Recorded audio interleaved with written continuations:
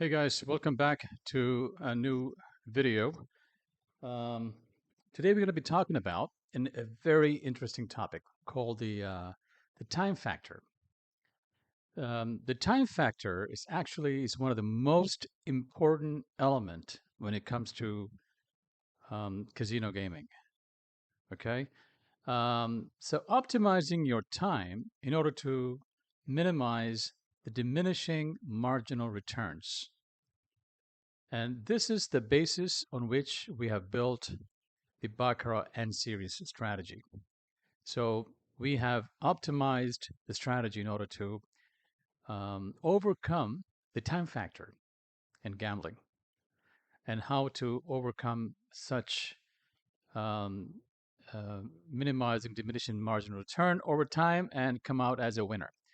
Now, the time factor is important, as you realize, if you go to the bricks and mortar casino, you realize most of the casinos or all the casinos, they hide you know, any type of clock or watches or on the wall. They don't want to see. They don't want you to have this feeling of or sense of time. Um, they will serve you free drinks, and there will be a nice background music and very colorful interior in terms of carpets, in terms of chandeliers and lights and amazing interior. And you can have free espresso, free coffee, free food, and basically you just lose sense of time, pretty much. Okay. Now, why the time is so important?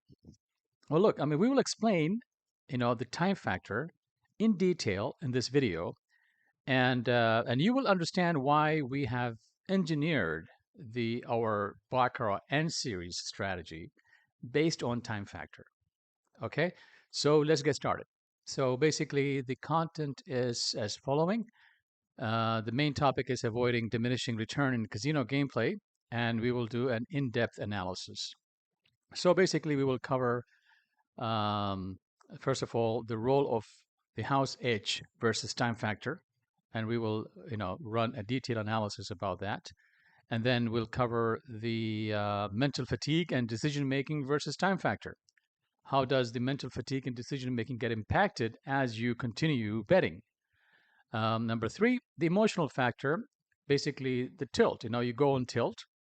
Actually, you have this tendency to go to tilt with time factor. So the more you play, the more the likelihood that you go on tilts. And number four, the variances and risk factors also increases versus time factor. And the number five, the opportunity cost versus time factor. So we will explain all of this one by one. So fasten your seatbelt and enjoy the show. Grab a coffee and sit back and relax. And as you guys know, that casino gaming offers excitement, strategy, and the potential for short-term wins, but overextended play can lead to diminishing returns. This occurs when the value of your time and effort decreases the longer you play. All right. Understanding how diminishing returns manifest and optimize your gameplay schedule are essential to improving performance, managing risk, and enhancing enjoyment. So, we'll cover, first of all, the role of house edge, how basically it's basically dominating, its edge over time. So, let's explain that. Here we go, guys. So, the role of house edge, every casino game is designed with a house edge. We all know that by now. A statistical advantage for the casino, and that's a statistical advantage for the casino. I mean, you can't run away from that. Every game, every single game in the casino is designed with a house edge. Now, over time, the house edge ensures the casino profits. So basically, they need this time factor in order for the casino to realize their house edge. So at this point, you really have to understand it. Over time, the house edge ensures the casino profits, while your expected losses increases the longer you play. Okay, now you have to understand with this correlation factor here. The longer you play, okay, the house edge increases. All right, there's a correlation there. I mean, over time, house edge increases as you play. All right, so the longer you play, the longer the likelihood your expected losses, and hence, due to the house edge, come into play because of the law of large number and because of the negative EV. Now, let's look at this graph. We will explain, this in terms of the mathematical formula. The formula of expected loss, according to the house edge and the time factor, says that the expected loss is equal to your bet size times bets per hour times hours played times house edge. Now it says that the higher you bet and the longer you bet, okay, in terms of per hour and in terms of hours played, multiply that with the house edge, basically it's going to lead you to a ruin. So, etch this formula in your brain. All right. So bet size times bets per hour times hours played. So hours played is historical, meaning that how many hours did you play? Because hours played has an impact on your psychology, on your fatigue. You get tired. You get you get all kinds of hallucination and all that sort of that. So bets per hour means that what is your bet size within that hour? Okay, the higher the bet, obviously you're not going to even continue 1 hour. All right, you might just gonna you're going to be there for half an hour and you're gone. All right, so that's the formula. Bet size times bets per hour times hours played times the house edge. Okay, now let's look at this graph. Here you are playing and you have the initial loss. And how does this initial loss eventually goes into the detrimental loss in terms of that's your expected loss. This is the ruin here, the blue circle. Here's the bet size and here's the bets per hour. Here's the hours played and here's the house edge. Now, the longer you play, you are heading towards the house edge in this compartment here. This compartment ensures that the house edge is detrimental. It will happen. So, this slope or this arrow basically indicates that the larger the bet size as you are continue playing in terms of your hours played is increasing, and in terms of your bets per hour increases, you are heading towards the house edge. Right? So that's, that's the whole game. So basically, the casinos, they want you to increase your bet size, and they're like a hawk. They are watching you through the cameras. If you're playing online, you can see the dealer staring at you as if you're being watched. They all looking at your bet sizes. Are you on tilt? Are you going mad? And when are you going to increase your bet size? Because the moment you increase the bet size, you will see the slight smile on dealer's face, and you wonder why. Okay, because they know that the mathematical effect is in play, and you are heading towards the house edge. That's what it means. The moment you increase your bet sizes, and the moment you increase the frequency of your bet sizes, and in terms of the longer you play there, and in terms of bets per hour increases, they're gonna get you guys. 100% you're going towards the house edge, and you can expect 100% loss. Okay, so that's the mathematical dimension of this mathematical formula. The longer you play, the more the likelihood, basically, you're going to increase your bet sizes, and higher the bets per hour and the hours played, basically, you're heading towards the house edge, leading to a detrimental loss. So that's what the house edge means in terms of time factor. So the longer you play in terms of time factor, the likelihood of you increasing the bet size is higher, and because of increasing the bets per hour and the hours played, basically it will lead to an 100% expected loss due to the house edge, because the house edge increases. So the moment you are heading this way and heading this way and heading this way, you are definitely heading to this compartment here, which is the house edge compartment. This is a trap, and that's a trap. So basically, the N series strategy ensures that it disrupts the bet sizes, and it disrupts the hours played, and it disrupts the bets per hour strategically in order for you to win and protecting your bankroll. So basically, it's cutting off this leg, cutting off this leg. All right, and preventing you to reach to this level. But you as a human, you have a tendency to make a lot of error, and we will explain that in our next slides. Why you still head to the expected losses because of many reasons. Because you don't follow the strategy, you get bored, you get fatigued, you get angry, you get pissed off, you get whatever. All right. So basically, we'll explain all of that. So I mean, on this slide, we just explained the role of the house edge according to the time factor. I hope you guys understood this dimension here. All right, so the next slide. In this slide, we will talk about the mental fatigue and decision making. Now, casino games often demand focus, like Baccarat strategy, it demands focus, and you need to do a quick thinking and strategy, especially games like blackjack, Baccarat, or poker. It needs a lot of thinking. So, prolonged sessions lead to mental fatigue, reducing your ability to make optimal decisions. Mistakes such as misreading the game or failing to adjust the strategy become more frequent, and you accelerate your losses. The mathematical formula for this is expected loss is equal to how many times you repeat your errors, so strategy errors, times bets per hour, times hours played, times the house age. So this factor remains the same. House age remains the same. Hours played remains the same. Here, the variable factor is the strategy error. So the longer you play, and as a time factor, the tendency of you getting errors on your strategy gets higher. Okay?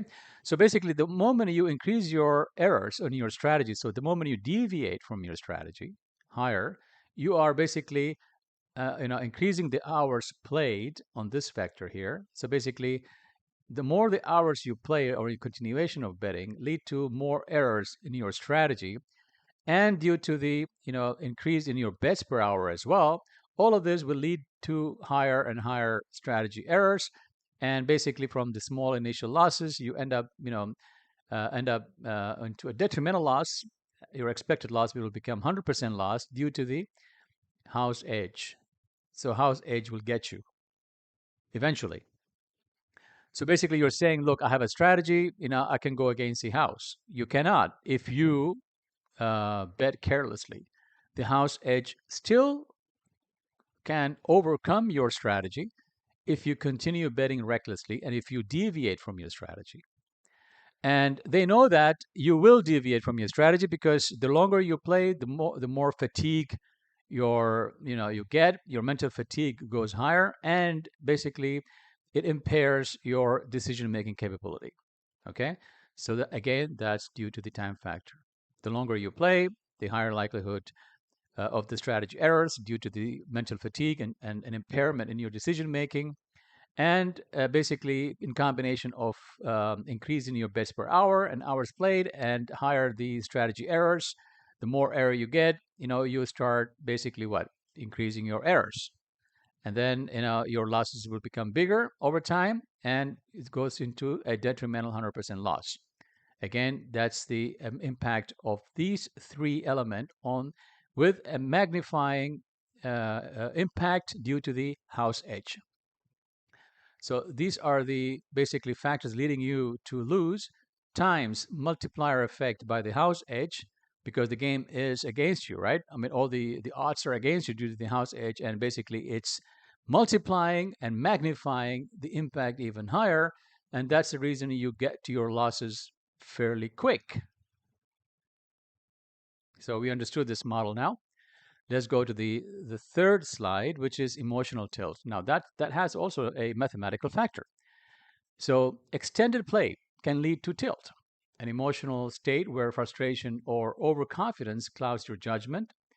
This often results in chasing losses, making impulsive bets, or abandoning your strategy, all of which increase the likelihood of financial losses. Now, what is the mathematical formula here? The mathematical formula here says the expected loss, which is this, is equal to overconfidence times strategy errors times chasing losses times hours played times house age. So the longer you play, and let's say if you are winning, you will gain overconfidence. And if you are losing, you will start deviating from strategy.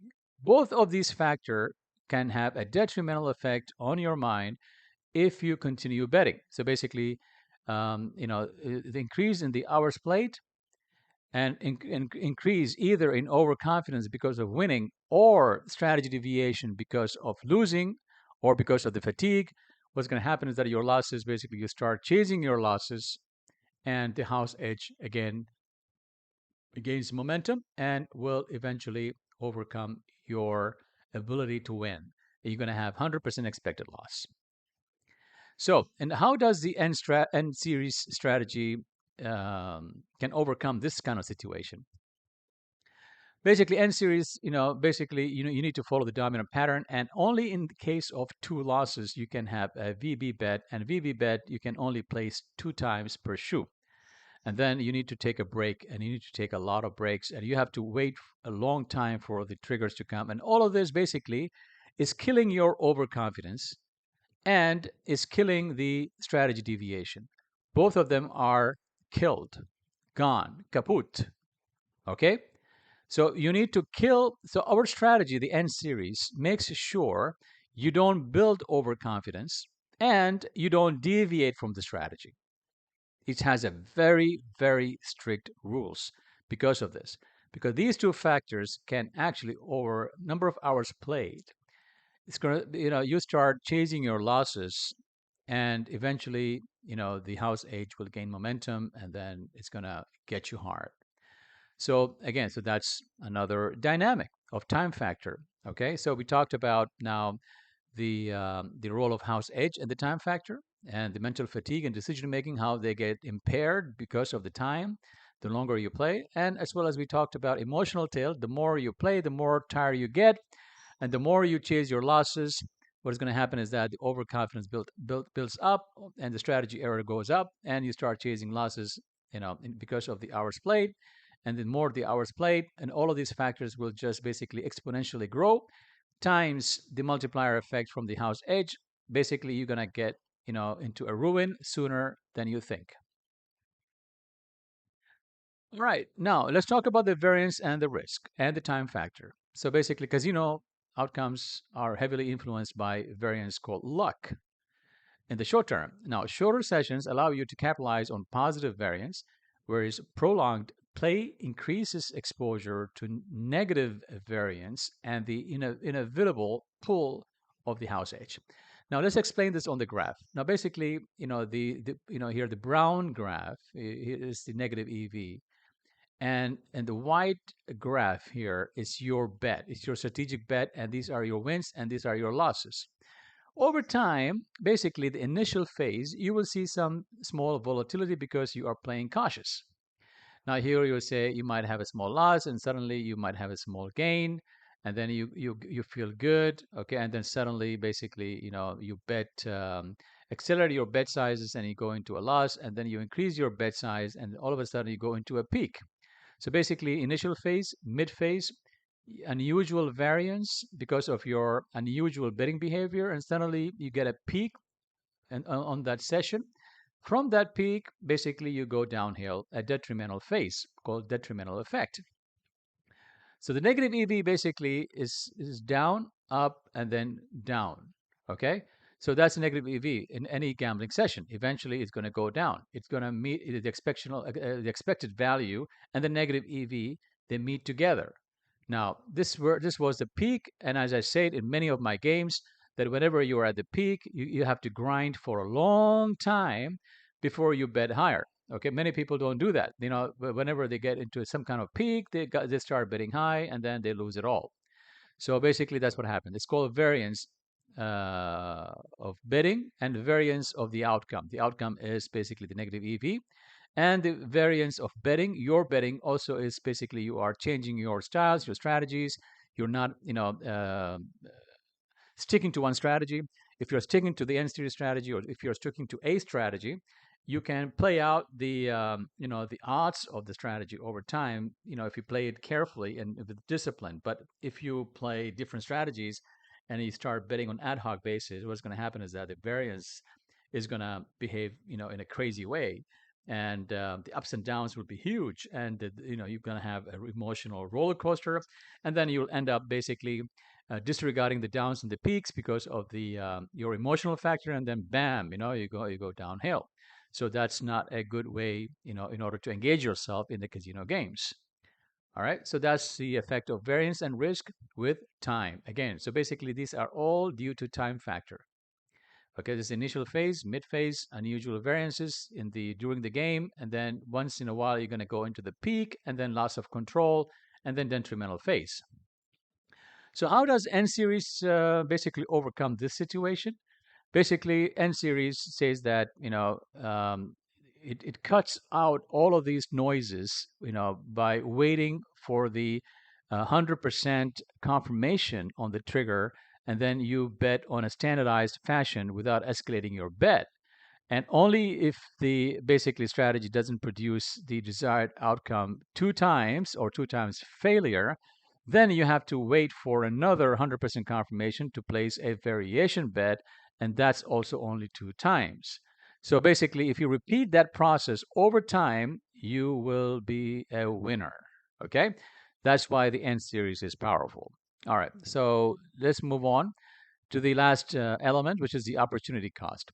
Now, the opportunity cost says beyond financial losses, prolonged gameplay has an opportunity cost, meaning that the time you spend in gambling, you could have spent this time elsewhere with your family, with your business, with yourself. I mean, with work, with lots of other things. So basically, it's not a good idea to spend too much time in gambling, guys.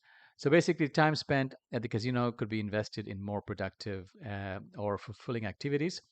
Balancing your gaming time ensures you maximize its value without detracting from other aspects of your life. So basically, look, this is like a typical schedule, let's say in 1 year. The first quarter you might be, you might have, a family, children. You might be focusing on your self-education or education of your children. You might have work priorities, family support, and also you might be engaged in traveling for family or work. You might be doing a lot of business reviews, and maybe entering a new venture, a new business. So all of these are opportunity cost. I mean, opportunity cost of having a new business, monitoring the business. You don't want to mix these priorities with gaming, guys. Okay, gaming can come sporadically here. You might engage 1 week in gaming, and that's it. Okay, so basically it says that you should never have a daily schedule for gambling. It's not like, oh, okay, well, if I win 1% or 5% per day, how much is going to look like per year? Guys, it doesn't work like that. Please, please, please. I mean, I'm going to go mad if I hear that. Gaming, because now we talked about how the mental status work. I mean, the longer you play, it has a detrimental effect on your psychology. It gets impaired. So basically, to make it shorter, to make it more productive, just basically, you have to break this gaming schedule big time. Okay, so if, 1 week here, and then take 2 weeks off, 3 weeks off, and then you can play 1 week here, and then take another 2 3 weeks off, and then you can play 1 week, and so forth. Same, okay, because you have other priorities. You might be focused on your property or your business management, tax reporting, family support, business performance review. There are so many things going on in your life. Okay, so you need to give them, a fair priority in order to basically for you to get focused. Gambling is not a focus. It's not an income in a generating business. It's pure, basically, it's an entertainment. And if you apply the strategy right, you might win. And of course, I mean, with N series, the whole scope is for you to become a winner. Becoming a winner, it doesn't mean that you start focusing to generate income. So that's not the healthy way of thinking. To generate income from gaming is pure entertainment, and the whole idea is that you want to win while you are playing. That's it. So if you win, you might be making whatever. I mean, 10%, 20% gain, and you should be satisfied with that. That's how you should think about gaming. Okay. It's not a business. It's not a work. It's not a income generating thing. So let's explain this further. And so how can you optimize the time frame allocated? So optimizing time frame allocation to mitigate the effects of diminishing return. Diminishing return here. Let me explain this. What do I mean by diminishing return? Diminishing return means the more the time you spend in gambling or gaming, the higher the likelihood, basically, you're going to go into marginal losses and ultimately to a detrimental loss. So basically, the diminishing returns, it's like a curve. Basically, even if you see the curve moving up, but over long term, if you continue playing, you will start seeing the curve curving downward until it goes and hit the ground to the zero level. So basically, it's called the diminishing return. I mean, this works in anything in life, even at work. If you work too hard, let's say if you're supposed to work from 9 to 5, but if you start working from 9 to 10, and if you do that every day, what's going to happen is that it's going to have a negative impact on your health, on your family, on your financials, on everything else. So basically, you're going to be start producing less and less and less. And basically, if you manage that time allocation, you're going to be producing even more with less time allocated to work. It's the same concept in gambling. So to mitigate this risk, basically we have constructed a how many hours you should be playing per day, and how many days you should be playing per week, and how many week you should allocate per year. According to our analysis and careful study of the past 30 years, this is our recommendation. The recommended range is do not play more than 1 to 3 hours per day. After that, basically, it's going downhill if you do that. Most players can maintain focus and discipline in the first 1 to 3 hours before the mental fatigue sets in. All right. The short sessions minimize the risk of emotional tilt and allow you to analyze your results afterward.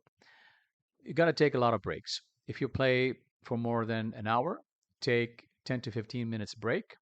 Use this time to reassess your strategy, evaluate the shoe in Baccarat, or simply clear your mind. Weekly days played. Now, we recommend the range of 2 to 4 days per week. Okay.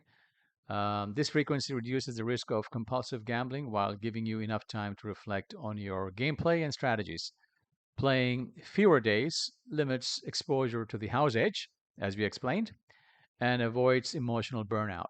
And make sure you take plenty of rest, at least 3 non-gaming days per week in the week that you are gambling. All right, I'm not saying that you should be gambling every week on that specific week. Okay, so you need to have in between to have at least 3 days non-gaming days. It's essential to recharge mentally, maintain perspective, and focus on other life priorities. Now, how many weeks you should be gambling if you are really a professional, let's say, for instance? We recommend not to engage into more than 6, 7 weeks per year, and not more than 6 to 12 hours per week.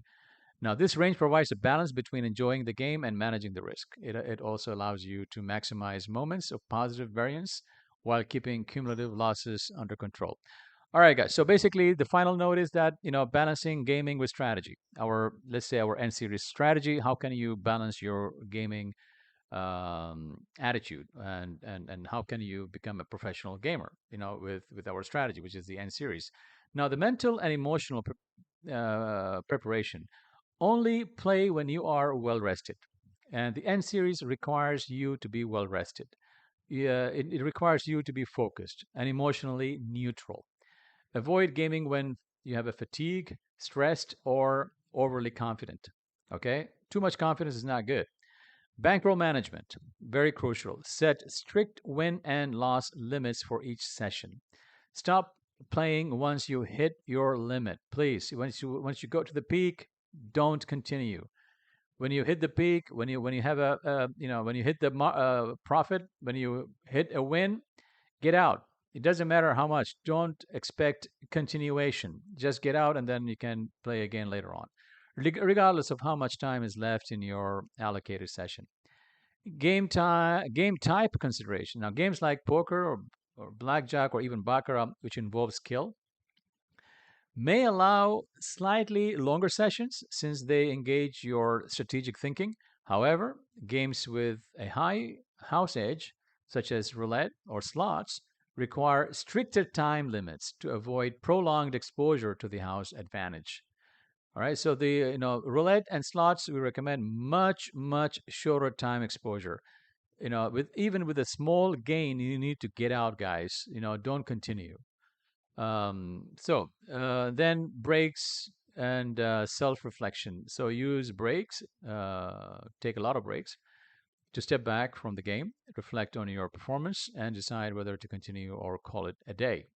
All right, guys. So this material is to support our N series baccarat strategy because I know that a lot of people have bought the PDF, the N series baccarat strategy, but also you need to consider the time factor, the continuation factor of your gaming, and this is not really created for you to be basically to continue gambling forever. This is not a day trading strategy. This is basically we have broken down all the elements of time management in this video. So I hope that you guys are going to make the best out of it. And I hope you like this video. Give it a thumbs up and subscribe to our channel. And I'll see you guys in our next videos. Cheers.